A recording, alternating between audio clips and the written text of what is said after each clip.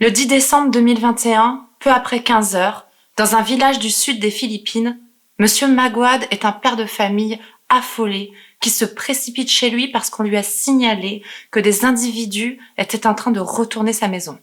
Il va tomber nez à nez avec Janice, sa fille adoptive, qui est dans sa chambre. Elle sort en fait de la douche, ses cheveux sont encore mouillés.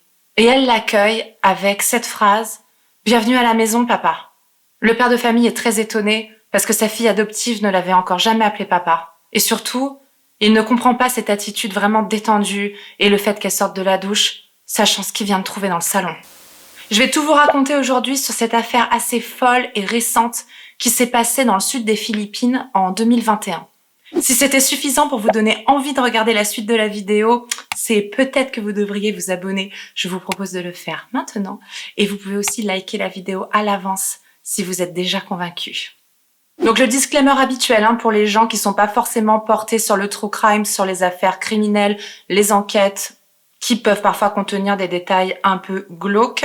Je vous propose d'aller regarder autre chose sur YouTube. Les autres, je vais vous lancer le générique et on va attaquer directement.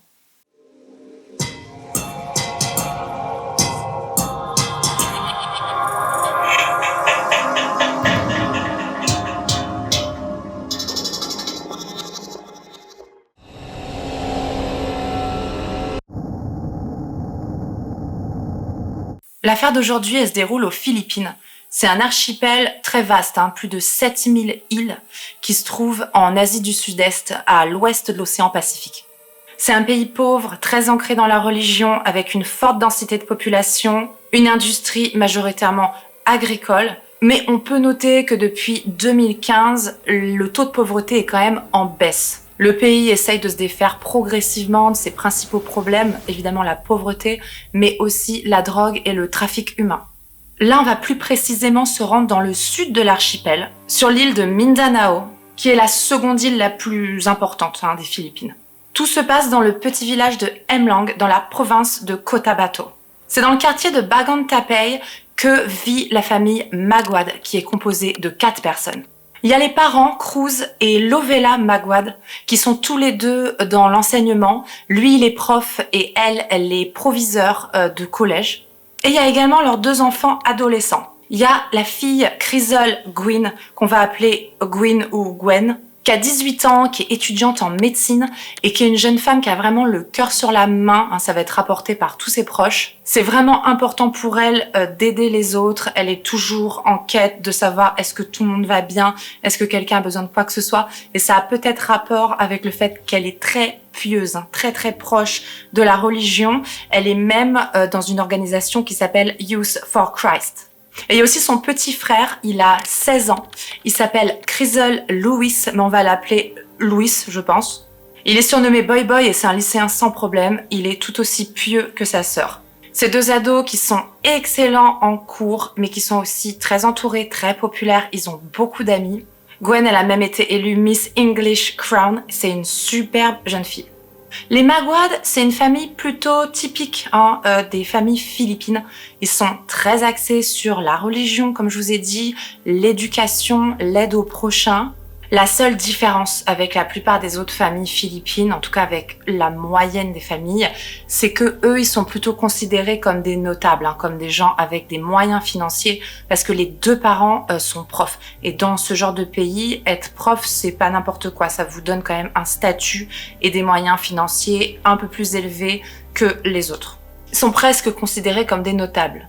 La fille, Gwen, elle s'est rapprochée d'une jeune femme de 17 ans qui s'appelle Janice. C'est pas très clair de où elles se sont rencontrées. J'ai lu également, selon certaines sources, ce sont des cousines éloignées. Quoi qu'il en soit, elles sont très proches et Janice va se confier à Gwen sur le fait qu'elle a un passé difficile, elle est orpheline. Elle vit dans une famille qui lui convient pas, où on l'exploite un peu, et elle va chercher à ce que Gwen lui vienne en aide. Et elle a vraiment choisi la bonne personne vers qui s'adresser, parce que comme je vous ai expliqué, Gwen, elle est très pieuse, comme toute sa famille, et c'est hyper important pour elle de tendre la main à son prochain. Et là, en plus, c'est quelqu'un qu'elle apprécie déjà depuis un moment, donc ça va se faire d'autant plus facilement. Gwen, elle va tout faire pour convaincre ses parents de laisser Janice emménager avec eux pour l'aider et la sortir de la situation où elle est et qui semble difficile.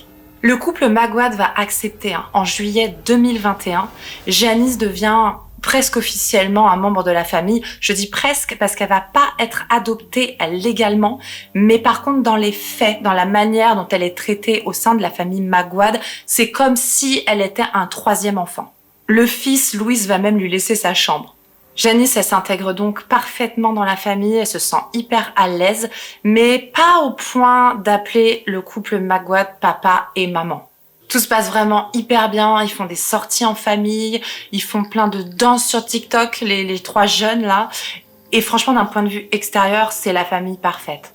Bon, on apprendra par la suite que tout n'était pas si rose que ça non plus. Dans les tout débuts où Janice a emménagé chez les Magwad, elle a quand même été prise la main dans le sac à voler de l'argent aux parents. Mais elle va être excusée. Ils vont s'imaginer qu'elle avait peut-être du mal à s'intégrer dans une famille un peu plus riche que ce qu'elle avait l'habitude de fréquenter et que c'était une manière pour elle d'essayer d'être comme eux, de elle aussi avoir de l'argent. Peut-être qu'elle a pas pu résister parce que c'était la première fois qu'elle était confrontée à de l'argent comme ça disponible. Bref, il lui trouve toutes les excuses possibles et il lui pardonne. Le 10 décembre 2021, c'est une journée normale, les deux parents sont au travail et Monsieur Magwad va recevoir un coup de fil affolé d'un voisin à lui qui, un peu avant 15 heures, l'appelle pour lui dire qu'il y a eu une effraction chez lui et qu'il y a des individus qui sont rentrés et qui ont mis la maison sans dessus-dessous. Du coup, Monsieur Magwad, vous vous doutez bien qu'il quitte son travail précipitamment et qu'il se rend chez lui. Il arrive chez lui vers 15h15 et en effet, il y a un problème. Il y a eu une effraction, la maison est ravagée. Il se précipite alors à l'intérieur, il est affolé et sa première idée, c'est de chercher ses enfants, c'est logique. Mais il va finir par tomber sur une mare de sang. Et dedans gisent deux corps et malheureusement, ce sont ceux de Gwen et de Louis. Ils semblent tous les deux avoir été poignardés et battus à mort et le jeune homme, lui, il est attaché et bâillonné. Tout autour d'eux, c'est vraiment le bordel. Il y a du verre brisé, il y a plein de choses étalées un peu partout. Monsieur Magwad, il est complètement traumatisé, mais il pense quand même à partir à la recherche de la troisième personne qui pourrait se trouver dans la maison. Et c'est sa fille adoptive, Janice. Il va la chercher et finalement, il tombe nez à nez sur elle. Elle est en train de sortir de sa chambre et il remarque tout de suite qu'elle a les cheveux encore mouillés.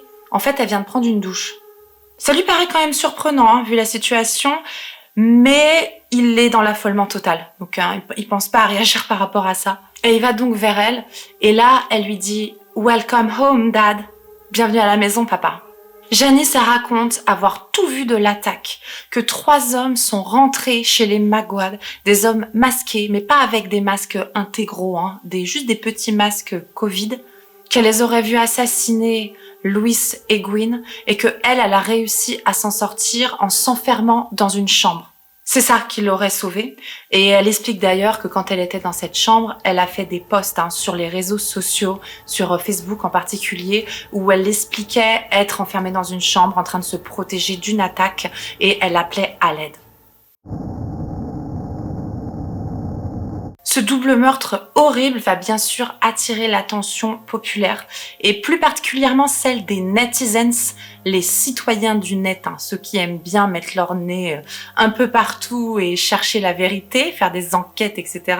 Ils vont créer un hashtag très populaire sur TikTok par exemple qui est Justice for the Magwad Siblings. Justice pour les frères et sœurs Magwad, parce que selon eux, dans un premier temps, l'affaire elle est pas assez relayée par les médias traditionnels, donc ils veulent s'en faire l'écho. Les enquêteurs vont alors se mettre au travail et leur priorité, c'est de recueillir le témoignage de Janice, parce que clairement, il est capital, puisque c'est la seule rescapée, donc c'est ce qu'ils vont vraiment faire en premier. Elle va réitérer la version des 3 individus masqués qui auraient pénétré la maison pour assassiner Louis et Gwen. Ils auraient également voulu s'en prendre à elle, mais elle a réussi à s'en sortir en se cachant, en s'enfermant dans une chambre. Elle précise alors qu'elle les a quand même assez bien vus parce qu'ils portaient que un petit masque et qu'elle est sûre de ne pas du tout les connaître, elle ne les a pas du tout reconnus, donc on serait plutôt sur une piste de rôdeur ou de cambrioleur. Les policiers vont constater que dans la maison, il ne manque rien, à part les 2 téléphones des adolescents assassinés, Gwen et Louis. Mais à part ça, il y reste tout. Et comme je vous ai dit, c'est une famille assez aisée, donc il y avait quand même pas mal de biens, de valeurs dans la maison. Donc là, la piste du cambriolage va être mise de côté. Parce que clairement, on n'entre pas chez les gens pour assassiner 2 adolescents si c'est pour ne rien prendre et tout laisser derrière soi. Mais comme je vous ai dit, il manque quand même les téléphones. Et il y a un des 2 téléphones, celui de Louis, qui un peu plus tard sera retrouvé entre les mains d'un junkie dans la rue. En poursuivant les investigations, les enquêteurs vont découvrir quelque chose de très intéressant. Ils vont constater que toutes les armes du crime proviennent en réalité de la maison, ne viennent pas de l'extérieur. Il y a une batte de baseball qui appartenait à Louis. Il y a un marteau qui appartient à Monsieur Cruz, ainsi que 2 couteaux qui proviennent tout simplement de la cuisine familiale. Le couple Magwad va indiquer que concernant le marteau, par exemple, il est vraiment exclu que ce soit quelqu'un d'extérieur à la famille qui ait pu l'utiliser parce qu'il était plus ou moins caché et que seuls les membres de la famille connaissaient son emplacement. Donc là, du coup, la piste du rôdeur va devoir être exclue également, comme celle du cambrioleur. Parce que ça semble évident que seuls des gens connaissant bien les lieux ont pu commettre le crime. Heureusement, la police va pouvoir relever sur les armes du crime des empreintes ensanglantées et ils vont également mettre la main sur un sac plastique qui a été jeté à l'extérieur de la maison qui contient un t-shirt taché de sang qui a priori a été porté par l'un des assassins.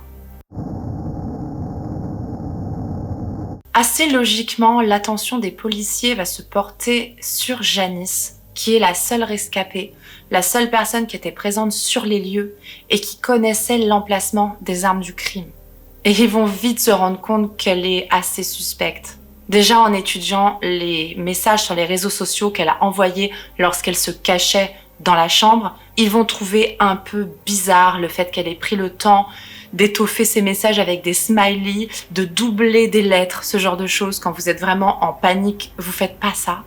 Monsieur Magwad va aussi évidemment leur raconter dans quelle situation il l'a trouvée, qu'elle était simplement dans sa chambre et qu'elle sortait de la douche. Et qu'également, elle a comme par hasard commencé à l'appeler papa juste après les meurtres alors qu'elle l'avait jamais fait avant. Et le 20 décembre 2021, au bout de seulement 6 jours d'enquête, Janice, de son nom complet Janice Sebial, va avouer les meurtres. C'est bien elle qui aurait assassiné à l'aide de complices les 2 enfants de la famille Magwad, Louis et Gwen. Les enquêteurs vont alors se pencher sur le passé de Janice Sebial pour essayer de comprendre comment c'est possible qu'une adolescente puisse passer à l'acte d'une manière aussi atroce, surtout sur les enfants de personnes qui l'ont recueillie. Et puis il faut noter que parmi les victimes, il y a quand même Gwen, celle grâce à qui elle a intégré la famille. Bon, forcément, les policiers vont mettre un petit peu le nez dans ses affaires personnelles, dans ses pages sur les réseaux sociaux. Celle où elle était le plus active, c'était sur Facebook. Son profil, c'était GP. Elle postait beaucoup des mèmes, ce genre de choses. Mais il va surtout y avoir un énorme coup de théâtre. Au fil des investigations, les policiers vont découvrir que Janice Sebial, elle est en réalité recherchée depuis 8 ans. Sa disparition a été signalée en 2013. Et par qui, à votre avis? Par ses vrais parents. En effet, elle n'est pas du tout orpheline. Elle a bel et bien une famille. Elle a même des frères et sœurs. On n'en sait pas encore beaucoup sur sa famille qu'elle a quittée quand elle était petite. Ce qu'on sait, c'est que cette piste-là, elle a été mise à jour grâce à un post sur les réseaux sociaux d'une femme qui a diffusé une photo d'une petite fille la présentant comme Janice Sebial. Après vérification, c'est bien elle. Et c'était une petite fille seule qui embarquait sur un bateau pour quitter la région où elle se trouvait. Et on ne sait pas si elle avait été abandonnée ou si elle avait fugué. Il n'avait pas été possible de le savoir. En tout cas, elle avait été recueillie par des services sociaux, placée dans des familles pour finalement, en 2021, être adoptée par la famille Magwad. Mais c'était donc pas du tout une orpheline. Elle avait complètement menti à ce sujet. Et il semblerait qu'elle s'était rapprochée des Magwad parce qu'elle cherchait à améliorer son train de vie, à être adoptée par une famille plus riche. Et au fur et à mesure que le temps passait auprès des Magwad, elle a développé un sentiment de frustration, de jalousie envers les enfants qu'elle aurait aimé remplacer. Et c'est peut-être pour ça que dès qu'elle les a tués, elle a commencé à appeler monsieur et madame Magwad, papa et maman, puisqu'elle pouvait enfin tenter de les remplacer concrètement. Il ressort qu'elle aurait eu 1 ou 2 complices mineurs comme elle, dont potentiellement un petit ami à elle qui ferait partie du chœur de l'église, les petits chanteurs là, qui normalement sont des petits anges. Bon, on n'en sait pas beaucoup là-dessus. Suite à cette affaire horrible, il va y avoir un gros débat aux Philippines quant à la possibilité de rabaisser l'âge de responsabilité. Parce que vous avez vu, Janice, elle a que 17 ans. Donc en théorie, elle est mineure. Là-bas, c'est comme en Europe, c'est considéré comme mineur, 17 ans. Et forcément, ça engendre des peines plus légères. Il y a des gens qui estiment qu'il serait peut-être temps de remédier à ça, parce que même quand vous avez 17 ans, quand vous vous rendez coupable d'actes aussi atroces, peut-être que vous devriez avoir une peine normale, entre guillemets, la même que celle d'un adulte qui aurait commis les mêmes faits. Si vous en avez été capable de commettre ces faits-là, vous serez certainement capable d'encaisser la peine qui va avec. Aujourd'hui, la culpabilité de Janice Sebial ne fait plus énormément de doutes parce qu'il y a eu des analyses par la police scientifique sur le sang retrouvé sur les armes ainsi que sur le t-shirt qui avait été retrouvé à l'extérieur de la maison. C'est bien son sang. Janice Sebial a aujourd'hui été recueillie par les services sociaux et l'enquête se poursuit afin de déterminer les responsabilités et surtout retrouver les complices. J'en ai fini avec l'affaire de la famille Magwad, qui est quand même très triste et choquante et surprenante. Je sais pas vous, mais moi je m'attendais pas vraiment à ce qu'elle ait carrément menti sur le fait d'être orpheline. Enfin, c'est gonflé quand même. Ça a vraiment l'air d'être un personnage, cette Janice. Dites-moi vous ce que vous pensez de l'abaissement de l'âge de responsabilité. Est-ce que vous pensez que des mineurs méritent d'être jugés comme des adultes lorsqu'ils commettent des choses atroces? Je sais qu'aux États-Unis, par exemple, c'est possible. Lorsque vous vous rendez coupable de choses atroces comme ça, même si vous êtes mineur, vous pouvez être jugé comme des adultes. C'est ce qui s'est passé, par exemple, dans le cas de Sierra Alcette, dont je vous ai parlé dans la vidéo précédente. Elle a été jugée comme adulte. Moi, je pense que c'est une bonne idée de faire comme ça. Dites-moi ce que vous en pensez.